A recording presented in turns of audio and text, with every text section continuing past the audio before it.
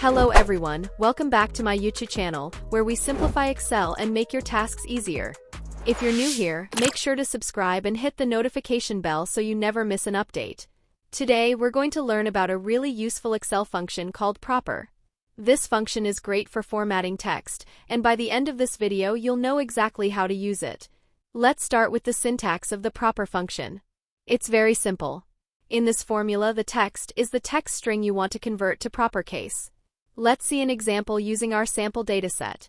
We have a column of raw data with various text entries that we want to format properly. Here's what our data looks like.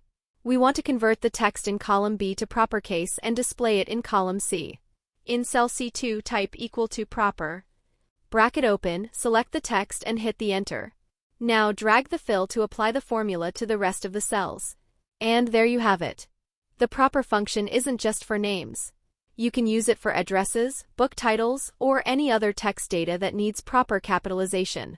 Let's look another example. Here the raw data have unnecessary spaces. If we use proper formula here, it looks like this.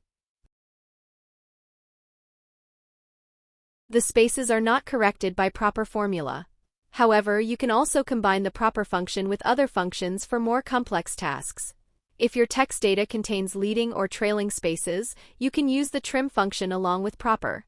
This will first remove any extra spaces and then convert the text to proper case. There how you do it. Okay, let's apply what we've learned to a real-world scenario. Suppose you're working with a customer database and need to clean up the names for a mail merge. You can use the proper function to quickly format all the names correctly. And that's it.